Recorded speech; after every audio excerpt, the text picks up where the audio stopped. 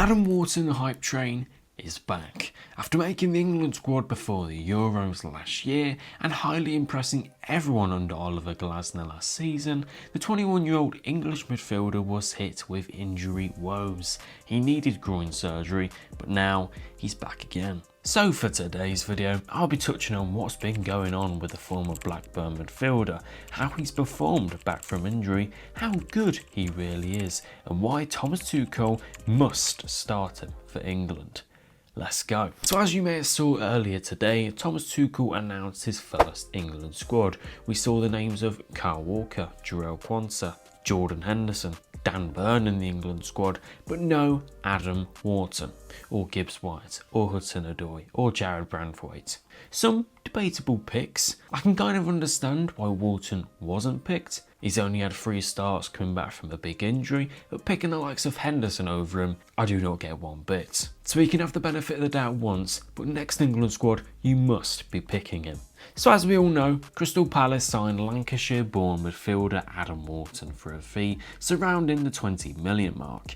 The January transfer signing then very quickly made his mark in the Premier League, with every Big Six fan base seemingly asking their club for his signature. This season has been difficult though. For a fair few weeks he was carrying an injury and you can tell it was affecting his performances. So from the end of October to the beginning of February he was out of the squad completing his surgery. But at Old Trafford in a 2-0 win he returned with a 2-minute late cameo off the bench, and since then he's been eased back in nicely with just 3 starts and 4 substitute appearances. But 2 of those 3 starts have been in Palace's last 2 games though, and he's been fantastic, especially against Villa. In his 2 latest starts, clips of his beautiful lifted forward passes into runners have done the rounds on social media. I think with how good he's been straight back from injury just shows how talented he really is. And what shows even more how talented the man is he's still got a few levels to go up yet. His ability is effortless, natural, is special. He's everything you want in a number 6. So let's talk a bit about him and his priceless qualities. So Wharton features in Palace's 3-4-2-1 system. On the ball, Palace utilise fast transitions, counter-attacks, really maximising the most out of their number 9. Off the ball, it's a very man-to-man aggressive system when pressing high, and Wharton sits in midfield alongside Will Hughes or Jefferson Lerma. On the ball is where he's most impressive, but a lot of players are good on the ball. We find quite a lot of them are not so good off the ball, which isn't the case for Adam Wharton. With the ball at his feet, he is superb. However, before he receives the pass, that's where a lot of the work is done. When a teammate has the ball, that's when he's very proactive. Even if he doesn't get the ball, he's scanning the space all around and in front of him in particular, because this is exactly what sets up his quick decisions making of pass forward. He's very spatially aware, and to add to this, he also lively moves into space to receive the pass and create space, so he's not just standing still waiting for the ball to eventually arrive his way. Once he receives the pass is where the midfield magic happens. He's very comfortable when receiving the pass and then executing it with either foot. He opens his body up and feet very well and easily. His first touch is usually very clean and tidy too, and he's comfortable and very swift on the half turn due to his great use of agility, so this will allow him to pass forwards very quickly and almost instantly. He hardly hesitates, he just needs 1 or 2 touches and he's off. He loves passing the ball forwards into the forward line and always seems to find them, even when the space is congested. A simple left-footed pass along the ground, but his longer form of passes are very good too, as seen against Ipswich and Villa. The passes are usually so calmly hit and almost effortless to him. Easy, because it probably is, he's that good. It's always so well weighted, accurate, precise and timed. They're usually struck with a bit of lift and right into the runner's path.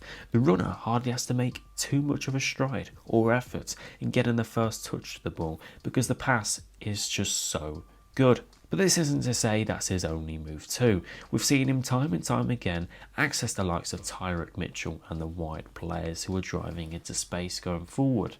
Further up the pitch, he also shares the same amount of threat when crossing, particularly near that right half space or slightly towards the right flank. He bends a nice swing across on his left foot exceptionally, and did exactly this for the first goal against Aston Villa.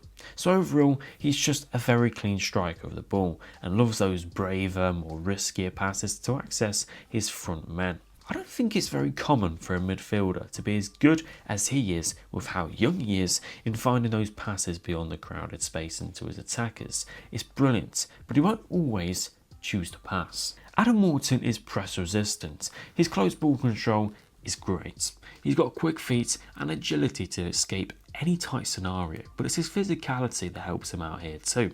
Often, it's smaller players who are so great at this because it's easier as they are closer to the ball, typically a little bit faster and niftier, more swifter, and even more silkier. But 5'11", Adam Wharton opposes this. He's got really good control of the ball when pressed, and overall, it's just a very cool ball carrier, and he's always looking forward in his actions.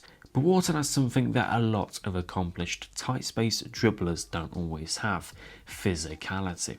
He's got the long legs to keep onto the ball, sure, but to add a strong physical frame and height to the mix, which is just unfair to opponents. His hold up play is really useful. He can guard the ball nicely, which means he can consume more numbers in, keep the ball, which means more space for his teammates. What also impresses me about Wharton is his level of maturity at just 21 years of age and just under 30 games of Premier League football. You need to have that intelligence and maturity as a number 6, and he's got it. He won't hold onto the ball for too long, he won't make a stupid pass to a teammate under pressure, he won't go and take 3 to 4 players on. He's got a great footballing brain on him, and that's very well composed and also equipped to take on anyone on the pitch. The only times I personally see him give the ball away is when he tries those more riskier creative forward passes. But if he loses the ball in a dangerous area, he ensures that he gets it back. Which takes me on to the next segment, the defensive to the midfielder. As a number 6, he reads the game exceptionally. As a man-to-man presser, he can be intense, he can win the ball back high, but also force the opponents backwards by using his sheer physicality and frame to really intervene and block their path forwards. But when pressing, he also has the recovery pace to get back, especially in an emergency scenario when his team may be exposed. When deep, without the ball, when it's circulating around, he's very patiently prancing around his opponents. He's not reckless, he doesn't jump in too early, he waits, he then chooses when to pounce and then uses those long legs and physicality to get a foot in and be strong in his duels. Talking of his long legs a little bit more, he sweeps up play with them very well, and because of his great reading of play, it means he intercepts those passes and cuts out any danger nice and early. When a dribbler takes him on 1v1, his timing is fantastic and is rarely beaten by an opponent. The only thing I would say is that he doesn't quite make the most out of a slide tackle, and that can be more dangerous when higher up and less players are behind you, but overall he's a complete package. But that's all I have to say about his qualities as a player. Let's combine that with England. England like an overall number 6. Somebody all round. Rice is much better when he has a license to carry the ball forwards, crash the box, and overall needs somebody next to him to provide that right balance in the middle. Mainu is very similar too, again a bit of a number 8 rather than a 6. The same with Conor Gallagher, Curtis Jones, Elliot Anderson, Angel Gomez. I think you get the idea. We've needed a number 6 like Wharton for so long. Now, depending on the system that Thomas Tuchel uses with England, I think Wharton would suit both. A 4-2-3-1, a Wharton and Declan Rice pivot would be the stuff of dreams. And overall, Wharton, Rice, Bellingham has the perfect balance. What more do you need? If it's a 3-4-2-1, then again, a Rice and Wharton pairing suits this system a lot. I think I prefer the other, as this gives Rice the incentive to carry the ball forwards with the ball as one of the main ball progressors with the likes of Wharton, Jude Bellingham, Saka and whoever else may play. But also, Rice can crush the box with Bellingham as Wharton sits back ready to recycle the ball and keep them unexposed in transition. He's got the positional discipline to be this.